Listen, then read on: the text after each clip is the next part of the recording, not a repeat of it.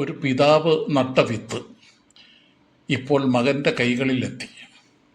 ബാബറിൻ്റെ സ്വപ്നം അവൻ്റെ മകൻ ഹുമയൂണിൻ്റെ ഉത്തരവാദിത്വമായി മാറി. ഒരു വലിയ സാമ്രാജ്യം, പക്ഷെ അത്ര തന്നെ വലിയ വെല്ലുവിളികളും. അവൻ ഹുമയൂൺ.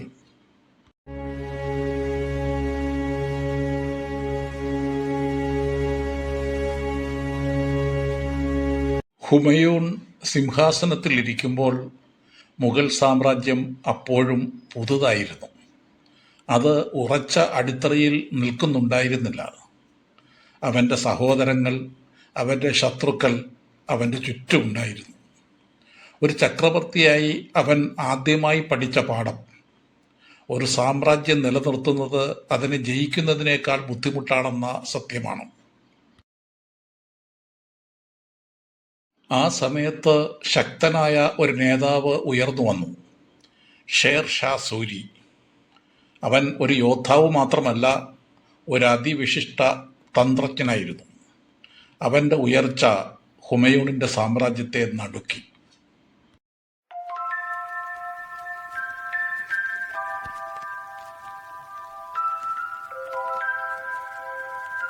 യുദ്ധങ്ങൾ നടന്നു, പക്ഷെ വിധി ഹുമയൂണിൻ്റെ പക്ഷത്ത് നിന്നില്ല. ഒരു ദിവസം അവൻ തൻ്റെ സാമ്രാജ്യം നഷ്ടപ്പെടുത്തി. ഡൽഹിയും ആഗ്രയും. അവൻ പിടിച്ചെടുത്തതെല്ലാം അവനിൽ നിന്ന് അകന്നു.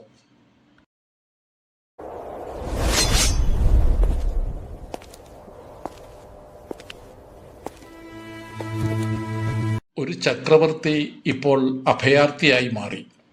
രാജ്യങ്ങളിൽ നിന്ന് രാജ്യങ്ങളിലേക്ക്, മരുഭൂമികൾ കടന്ന് ഹുമയൂൺ ജീവൻ രക്ഷിക്കാൻ ഒളിച്ചോടി.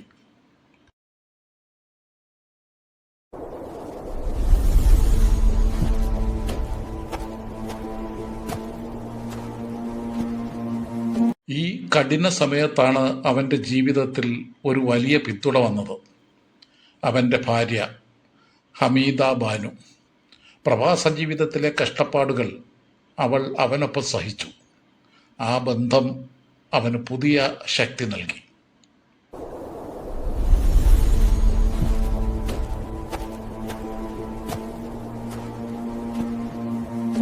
വർഷങ്ങൾ കടന്നുപോയി, പക്ഷേ ഹുമയൂൺ ഒരിക്കലും തൻ്റെ സ്വപ്നം വിട്ടുകളഞ്ഞില്ല.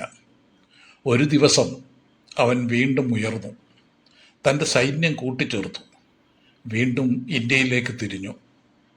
വർഷങ്ങൾക്ക് ശേഷം ഹുമയൂൺ വീണ്ടും ഡൽഹിയിലെത്തി. അവൻ നഷ്ടപ്പെടുത്തിയ സാമ്രാജ്യം വീണ്ടും അവൻ്റെ കൈകളിൽ എത്തി.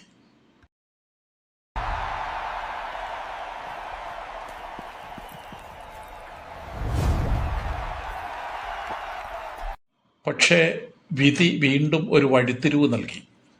ഹുമയൂൺ തൻ്റെ സാമ്രാജ്യം തിരിച്ചു പിടിച്ചു, പക്ഷെ അതിനെ ദീർഘകാലം ഭരിക്കാൻ അവനാകാതെ പോയി. അവൻ്റെ ജീവിതം പെട്ടെന്ന് അവസാനിച്ചു. പക്ഷേ അവൻ തൻ്റെ പിന്നിൽ ഒരു വലിയ പാരമ്പര്യം വിട്ടുപോയി. ഒരു കുഞ്ഞ്, ഒരു രാജകുമാരൻ. അവൻ്റെ പേര് അക്ബർ. ബാബർ നട്ട വിത്ത് ഹുമയൂൺ സംരക്ഷിച്ചു. ഇപ്പോൾ ആ വിത്ത് ഒരു വൃക്ഷമായി വളരാൻ പോകുന്നു. ഹുമയൂൺ തോറ്റു. അവൻ ഒളിച്ചു. അവൻ വീണ്ടും ഉയർന്നു. ഹുമയൂൺ ഒരു സാമ്രാജ്യത്തെ രക്ഷിച്ചു. ഇപ്പോൾ അതിനെ മഹത്തരമാക്കാൻ ഒരു പുതിയ ചക്രവർത്തി വരുന്നു. അവൻ അക്ബർ.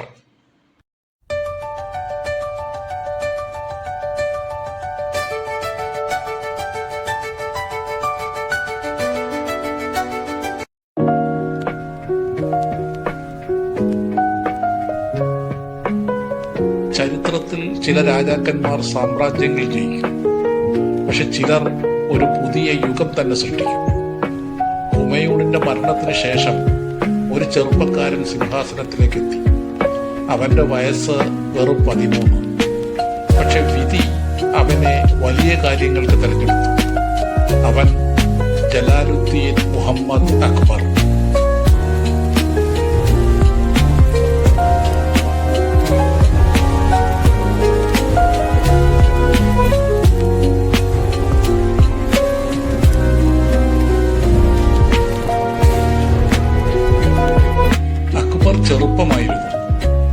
അതിനാൽ സാമ്രാജ്യം സംരക്ഷിക്കാൻ ഒരു ശക്തനായ രക്ഷാധികാരി മുന്നോട്ട് വന്നു, ബൈരം ഖാൻ. അവന്റെ നേതൃത്വത്തിൽ മുഗൾ സൈന്യം വീണ്ടും ശക്തമായി.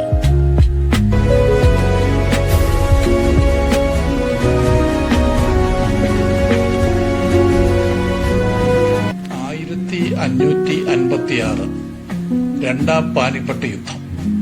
ഈ യുദ്ധം തോറ്റിരുന്നെങ്കിൽ മുഗൾ സാമ്രാജ്യം ചരിത്രമായേനെ. പക്ഷെ വിധി അക്ബറിന്റെ പക്ഷത്ത്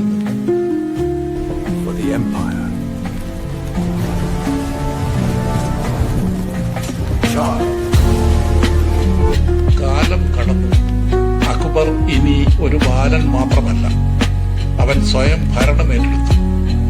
ഇവിടെ നിന്നാണ് ദൂരദർശിയായ ഒരു ചക്രവർത്തിയുടെ കഥ തുടങ്ങുന്നത്. അക്ബർ മനസ്സിലാക്കിയ ഒരു വലിയ സത്യമുണ്ടായിരുന്നു. ഒരു രാജ്യം വാളുകൊണ്ട് ജയിക്കാം, പക്ഷെ അത് നിലനിർത്താൻ ഹൃദയങ്ങൾ ജയിക്കണം. അതിനാൽ അവൻ ഒരു പുതിയ വഴി തെരഞ്ഞെടുത്തു. രജപുത്ര രാജവംശങ്ങളുമായി വൈവാഹികവും രാഷ്ട്രീയവുമായ ബന്ധങ്ങൾ സൃഷ്ടിച്ചു.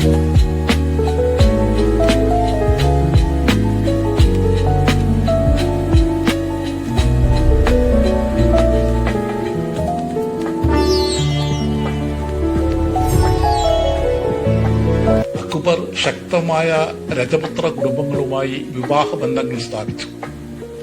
ഇത് വെറും കുടുംബബന്ധം മാത്രമല്ലായിരുന്നു, ഒരു രാഷ്ട്രീയ വിശ്വാസത്തിന്റെ പാലം. മുൻപ് യുദ്ധഭൂമിയിൽ കണ്ടുമുട്ടിയവർ ഇപ്പോൾ ഒരേ സാമ്രാജ്യത്തിന്റെ ഭാഗങ്ങളായി. അക്ബർ ഒരു യോദ്ധാവ് മാത്രമായിരുന്നില്ല, അവൻ ഒരു സംഘാടക ബുദ്ധിയായിരുന്നു, ഒരു ദൂരദർശിയായിരുന്നു. ഇന്നത്തെ ഭാഷയിൽ പറഞ്ഞാൽ അവൻ മഹത്തായ ഒരു CEO ആയിരുന്നു. ഒരു വലിയ സ്ഥാപനത്തെ പോലെയാണ് ഒരു സാമ്രാജ്യത്തെ അവൻ നടത്തിക്കൊണ്ടുപോയത്. യുക്തരായ രജപുത്ത് യോദ്ധാക്കളെ ശത്രുക്കളാക്കി നിർത്താതെ അവരെ സാമ്രാജ്യത്തിന്റെ ഭാഗമാക്കി. മതങ്ങളെ ഒരേ ഭരണത്തിനടിയിൽ സമാധാനത്തോടെ ജീവിക്കാൻ അനുവദിച്ചു. നികുതി വ്യവസ്ഥ ക്രമീകരിച്ചു. കർഷകരും ശക്തമായി, രാജ്യവും സമ്പന്നമായി. എണ്ണം നോക്കാതെ കഴിവ് നോക്കി ആളുകളെ ഉയർത്തി. ഈ തീരുമാനങ്ങളെല്ലാം ചേർന്നപ്പോൾ സാമ്രാജ്യത്തിൽ സമാധാനം കൈവന്നു. സമാധാനം വന്നപ്പോൾ കൃഷി വളർന്നു, വ്യാപാരം വ്യാപിച്ചു, ഖജനാവ് നിറഞ്ഞു. ഇന്ത്യ ലോകത്തിലെ സമ്പന്ന പ്രദേശങ്ങളിൽ ഒന്നായി. അക്ബർ തന്റെ ദർശനം കല്ലിൽ കൊത്തിയ രാജാവായിരുന്നു. ഫത്തേപൂർ സിക്രി ഒരു നഗരം മാത്രമല്ല, ഒരു ചിന്തയുടെ രൂപം.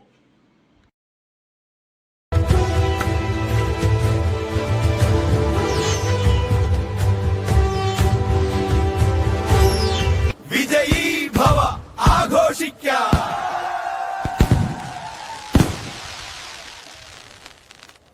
അക്ബർ ഒരു സാമ്രാജ്യം മാത്രമായി പണിതില്ല, അവൻ മനുഷ്യരെ തമ്മിൽ കൂട്ടിച്ചേർത്തു. അവൻ സൃഷ്ടിച്ച സമാധാനം പിന്നീട് ഇന്ത്യയുടെ സുവർണകാലത്തിൻ്റെ അടിത്തറയായി. അവൻ്റെ പാതയിൽ നിന്നാണ് ലോകത്തെ വിസ്മയിപ്പിച്ച മഹത്തായ നിർമ്മിതികൾ ഇന്ത്യയിൽ ഉയർന്നു വന്നത്.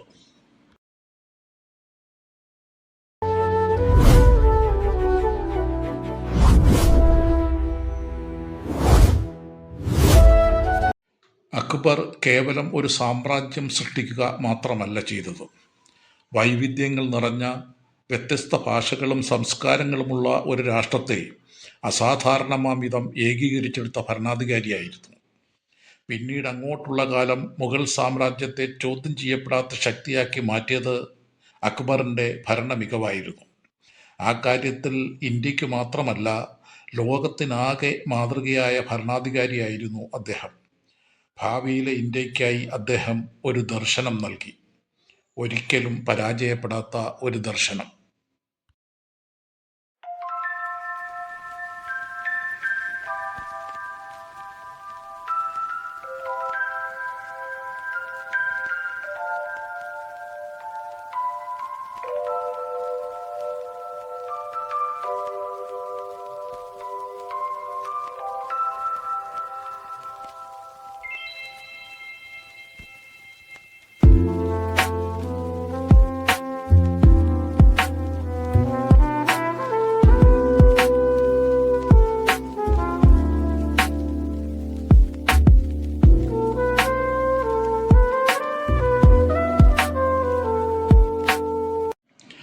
അക്ബർ സാമ്രാജ്യത്തെ മഹത്തരമാക്കി.